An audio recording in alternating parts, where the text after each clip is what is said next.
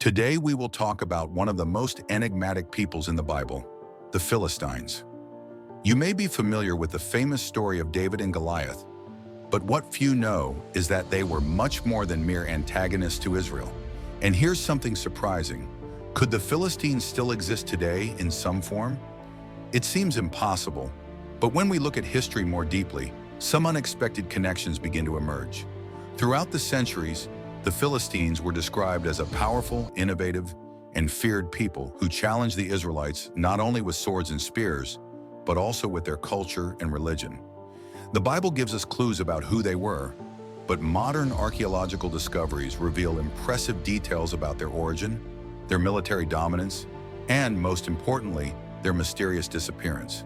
But did they really vanish? Or were their name and legacy reused to shape new narratives over time? If you think history is an unchangeable account of the past, get ready to change your mind. The fate of the Philistines is filled with geopolitical conspiracies, historical manipulation, and twists that still impact today. Have you ever heard of the connection between the Philistines and the term Palestine? Well, know that this connection is not what it seems at first glance. The evidence points to something much bigger, something that directly influenced how we view the modern Middle East. In this study, we will dive into the rise and fall of this people, exploring the hidden truths that the Bible and archaeology reveal. Did the Philistines really disappear? Or was their name repurposed throughout history to serve specific interests? The answer to these questions could change your perspective on one of the most complex conflicts in the world today. So stay with me, because what we're about to uncover might be very different from what you expect. But first, do you want to discover more about the mysteries and curiosities of the Bible? Subscribe to our channel now and activate the bell so you don't miss any content.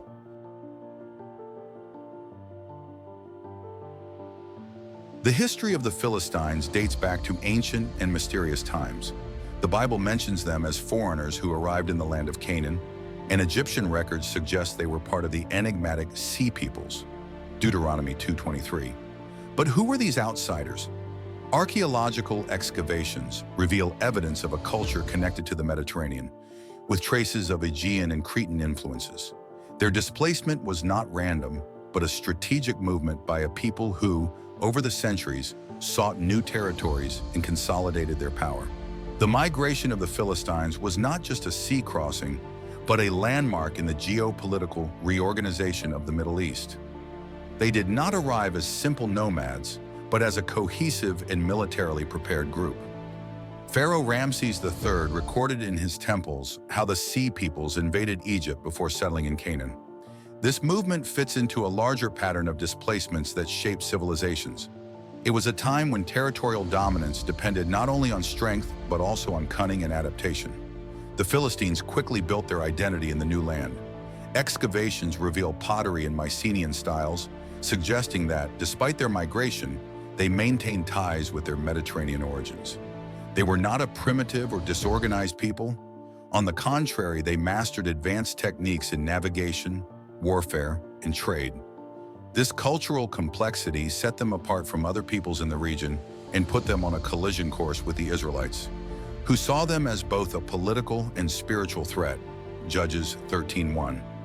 The presence of the Philistines in Canaan was not just a matter of chance, but part of a larger movement that reshaped the ancient world. They not only survived confrontations with Egyptians and other empires, but established their own dominion that would last for centuries. But how did such a strong and ingenious people remain relevant for so long? The answer lies in their culture and society, which were organized in a unique and efficient manner. The Philistines were not just skilled warriors, but also masters in social organization.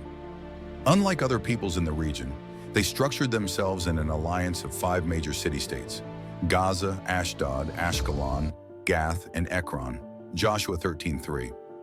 Each city had its own ruler, but there was strategic cooperation between them, especially in military and commercial matters. This coordinated decentralization gave them an advantage, as even if one city was attacked, the others could unite to resist. This model of governance reveals a pragmatic and adaptable people. The Philistine culture was a mosaic of Mediterranean and Canaanite influences. Their destroyed artifacts demonstrate a society that valued aesthetics, architecture, and refined pottery, showing that their identity was not only martial but also artistic. Objects found in excavations show hybrid symbols, blending Cretan and local elements, something rare among ancient civilizations. This indicates that the Philistines were not closed off to the new, but absorbed and reinterpreted external influences. In other words, they had a fluid identity, capable of evolving as needed. In the religious realm, the Philistines worshipped gods different from the Israelites, which further heightened the tension between the two peoples. Among their most important deities was Dagon, a god of fertility and harvest, whose temple in Ashdod was the site of significant events. 1 Samuel 5:1-4. In addition to him, they worshipped Ashtoreth and Baal-zebub, associating their faith with prosperity and war. Their devotion was not only ritualistic, but also political, as religion directly influenced their strategic decisions. Spiritual power and military power went hand in hand in Philistine culture, but there was something that truly set them apart: the way they integrated different aspects of society to form a solid block. The fusion of foreign practices, decentralized organization, and the strong link between religion and politics made the Philistines a unique people in antiquity. However, this structure had to be supported by something even more important: innovation and military superiority. And that's exactly what we will see next. The Philistines were not just an organized people, they mastered the military technology of their time. While other peoples still relied on bronze, the Philistines stood out for their advanced use of iron, an innovation that gave them an immeasurable advantage over their neighbors. 1 Samuel 13:19-20. Stronger weapons, more effective agricultural tools, and superior armor ensured their supremacy on the battlefield. This iron monopoly was not a technical detail, but a differential strategy that expanded their military and economic influence. Philistine superiority was not only in materials but also in tactics. Unlike disorganized armies that relied solely on numerical strength, the Philistines adopted disciplined formations and coordinated strategies. Their warriors were not just brutes thirsting for blood, but well-trained soldiers who knew how to exploit the terrain and use psychological warfare to their advantage. Goliath, the giant from Gath, symbolized this intimidating approach, challenging Israel not only with his strength, but with his posture of superiority. 1 Samuel 17:8-10. In addition to firepower and discipline, the Philistines invested in robust fortifications. Cities like Gaza and Ashdod were true strongholds, designed to withstand prolonged sieges. Archaeologists have discovered imposing walls and advanced defensive systems for the time, showing that war was not only a means of conquest, but a fundamental pillar of their civilization. They understood that it was not enough to attack. They needed to consolidate their victories with rigorous structures. What we see here is a people who not only fought, but planned their territorial dominance. However, all this strength, all this innovation, would soon encounter a worthy rival. The technological advancement of the Philistines was a constant threat to the Israelites, but there was something they could not foresee: the unwavering faith of a people who did not rely on weapons, but on the God who guided them. And thus arose the most iconic debates of the Bible, conflicts that went far beyond physical war and became spiritual battles. The confrontations between Israel and the Philistines marked the history of both peoples, and the consequences of these clashes still reverberate to this day. The confrontations between the Philistines and Israel were not just territorial disputes. They were battles that tested the strength and faith of each people. Since the time of the Judges, the Philistines were a constant threat to the Israelites, invading their lands and imposing dominion over them. Judges 10:7. This cycle of oppression and resistance was not merely political, but deeply spiritual. For Israel, each battle was not just a conflict between armies, but a struggle between their loyalty to the Lord and the attempts of the world around them. One of the most emblematic episodes of this rivalry was the capture of the Ark of the Covenant by the Philistines, 1 Samuel 4:10-11. In their view, the taking of these artifacts caused a total defeat for Israel and, by extension, for their God. However, the story took an unexpected turn. When they placed the Ark in the temple of Dagon, the Philistines witnessed supernatural events. The statue of their god fell before the ark, and it spread among the people. 1 Samuel 5:1-6. This episode demonstrated that even when Israel seemed defeated, the true God was still in control of history. But nothing represents the rivalry between Israel and the Philistines better than the duel between David and Goliath. 1 Samuel 17:4-50. Goliath was not just a warrior, he was the symbol of Philistine strength and their contempt for the God of Israel. For 40 days he challenged the Israelites, humiliating them and demanding a worthy adversary. No man in Israel had the courage to face him until a young shepherd emerged. David carried no sword or shield, but he had something Goliath did not possess: trust in the Lord. With only a sling and a stone, he defeated the giant, proving that true strength does not come from weapons, but from faith. The conflicts between these two peoples were cyclical, with each battle shaping Israel's identity and testing its loyalty to God. But the Philistines were not only military adversaries, their ideas and practices also represented a constant challenge to the spiritual purity of the chosen people. While Israel struggled to remain faithful to its God, the Philistines continued to spread their culture and religion, influencing those who did not have deep roots in the faith. And this tension between devotion to God and the temptations of the world is something that still resonates today. The religion of the Philistines was a reflection of their hybrid cultural identity, blending Mediterranean and Canaanite influences. Their pantheon of deities was linked to fertility, war, and prosperity. The main god, Dagon, was worshipped as the lord of the harvest and abundance, while Astarte, a widely revered goddess in the region, represented sensuality and fertility. Baal-zebub, mentioned in the Bible as the lord of the flies, was associated with healing and divination. 2 Kings 1:2-3. Their temples were not just religious centers, but real hubs of power and political influence. Philistine religious practices included sacrifice rituals and community festivals that strengthened their identity as a nation. The Temple of Dagon in Ashdod, where the Ark of the Covenant was taken by the Philistines, was one of the most important spiritual centers of the people. 1 Samuel 5:1-4. However, when they tried to use the Ark as a war trophy, they saw their God humiliated before the God of Israel. The statue of Dagon was found fallen and broken, a clear sign that no hope could withstand the presence of the Almighty. This lesson is still relevant today. When we place our trust in false idols, sooner or later they fall to the ground. The Philistines also resorted to magic and divination to guide their decisions, seeking answers before battles and during moments of crisis. Practices such as consulting spirits, omens, and enchantments were common among them. Isaiah 2:6. For Israel, these practices were an abomination before God, as they diverted trust in the Lord toward occult powers. This contrast between a faith based on the covenant with God and a religion grounded in rituals and superstitions heightened the tension between the two peoples. The pursuit of power through wrong spiritual means always leads to ruin, and the Philistines learned this the hard way. The religious influence of the Philistines was not limited to their own people. Their opinions and customs were a constant threat to Israel. The frequent contact between the two peoples led to an attempt at assimilation, causing many Israelites to stray from the true faith and mix with peaceful practices. This happened repeatedly throughout biblical history and always resulted in severe consequences for God's people. But like every empire that rests on fragile foundations, the Philistines did not last forever. Their decline was already being charted. No empire lasts forever, and the Philistines were no exception. For centuries, they were a military and cultural power in the region. But their dominance began to crumble in the face of greater forces. The first blow came from the Assyrians, who, under Tiglath-Pileser III, imposed heavy tributes on the Philistine cities, reducing their autonomy.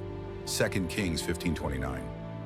Over time, Ashdod, Gaza, and the other cities lost control of their own territories, becoming vassal states.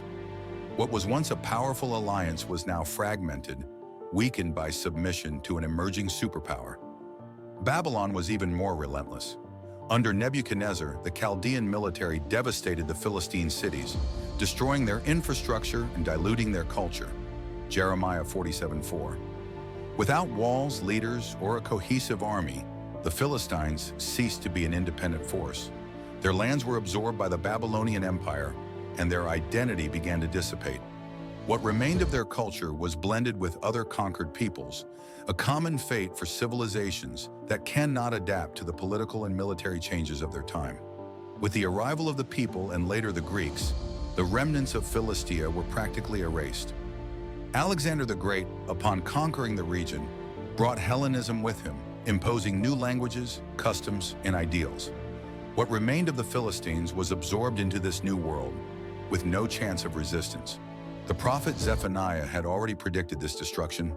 Woe to the inhabitants of the coast, to the people of the Cherethites. The word of the Lord is against you, O Canaan, land of the Philistines. I will destroy you until there is no inhabitant. Zephaniah 2:5. The prophecy was fulfilled and the Philistine people no longer existed as a distinct identity. But if the Philistines ceased to exist as a nation, why does their name still echo in the present? The answer lies in a strategy of the Romans, who renamed the region Palestine, referencing the ancient Philistines as a way to disassociate the land from the Jewish people. This political decision shaped the geopolitics of the region for the following centuries, creating a historical confusion that persists to this day. What happened to the name Philistines is a powerful reminder of how history can be rewritten to serve political interests, a theme that still resonates in modern debates. The name of the Philistines disappeared from history as an ethnic identity, but not as a geographical reference. When the Roman Empire took over the region, it decided to rename it Palestine in reference to ancient Philistia, with a clear goal to eliminate any connection of the territory with the Jewish people. After the Jewish revolt against Rome, the Romans needed a strategy to weaken the connection between the Jews and their ancestral land. Thus, the choice of name was a political move, not a cultural or historical continuity of the Philistines. Many imagine that modern Palestinians are direct descendants of the Philistines, but this connection has no historical or genetic basis. The Philistines were a Mediterranean people, with origins tied to Crete and the Aegean world, while today's Palestinians have Arab and Islamic roots, the result of migrations and conquests that took place centuries later. The Philistine language itself was lost while Palestinians speak Arabic. The only connection between the two is the name, but a name alone does not determine ancestry. However, the political use of the term Palestine has shaped historical and geopolitical debates. A region that was once stirred by the Philistines has become the stage for disputes involving nations and religions to this day. The Roman naming echoed through the centuries, and the term Palestine has been redefined over time, being adopted by different groups with various interests. This fact teaches us something fundamental. Names can be used as tools of power, capable of altering perceptions and influencing narratives. The history of the Philistines shows us how civilizations can disappear, but legacies can be manipulated and used to create new identities and agendas. The confusion between the Philistines and modern Palestinians is not a casual mistake, but a reflection of how history is rewritten over time. And even though the Philistines have vanished as a people, their traces still appear in ancient ruins, in biblical references, and in popular culture. But what really remains of the Philistines? To answer this, we need to look at their true cultural legacy.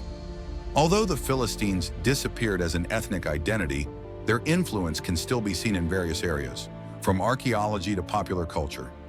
Excavations revealed that they were masters of iron metallurgy, which gave them an advantage over their neighbors and shaped the technological development of the region. Philistine tools and weapons were superior to those of many peoples of the time, reflecting their ingenuity. This technological innovation was one of the reasons for their rise, and a legacy that extended far beyond their existence. Philistine pottery also stood out and remains a significant historical marker. Inspired by Mycenaean and Cypriot styles, their art demonstrates that the Philistines did not just absorb influences, but also created their own identity from them. Objects found at sites like Gath and Ashkelon reveal an artistic richness that contrasts with the stereotyped image of a purely warlike people. Their architecture, with Mediterranean and Canaanite traits, shows that they knew how to build planned and functionally structured cities, reinforcing the complexity of their civilization. Another fascinating aspect comes from genetic studies on Philistine remains. Recent research indicates that they were a mixture of Mediterranean immigrants and local populations, which reinforces the theory of their foreign origin. The Bible has always explained them as foreigners in Canaan, Amos 9:7, and now science confirms this narrative.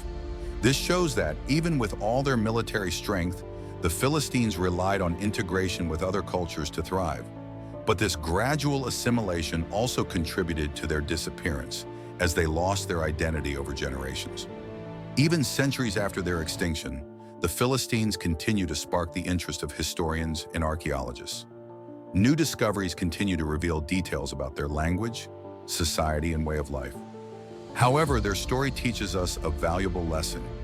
Civilizations can be powerful, but they are not immune to time and the transformations of the world. What truly defines a people is not just their strength, but their ability to leave a lasting legacy. The question that remains is, what legacies are we leaving for future generations? The story of the Philistines teaches us that no empire, no matter how strong and influential, is immune to time. For centuries, this people dominated territories, challenged nations, and cities that were once unshakable. But where are they now? All they built was slowly absorbed, fragmented, and eventually forgotten. What remains are ruins, historical accounts, and a name that, ironically, came to represent something completely different from what it once was. If this happened to such a powerful civilization, what prevents it from happening to others? However, the disappearance of the Philistines was not only about wars and invasions. It was a process of assimilation and loss of identity in the face of external influences. They had iron technology, controlled trade routes, and possessed feared armies, but in the end, they failed to preserve what made them unique. Here is a deep reflection. What good is strength if there are no solid roots supporting an identity? If we look closely, this same principle applies to nations, cultures, and even our lives. The Philistines entered history as Israel's rivals, but also as an example of how civilizations can be manipulated, reinterpreted, and forgotten. Their name was reused, their history distorted, and their legacy became a piece of a geopolitical chessboard that still influences the region. The most curious thing? What they despised most, the God of Israel, is what has remained untouched by time. And now the final question. What is the true legacy of the Philistines? The legacy of a warrior nation that once ruled Canaan, or the legacy of a name that was repurposed for other purposes? More importantly, what does their journey teach us about our own history? Civilizations fall, kingdoms pass, but what is built on truth endures. The Philistines had their chance, but they did not sustain their foundation. And what about us? Are we building something that will last, or just letting time erase our identity? The answer to this is not in history, but in our own choices.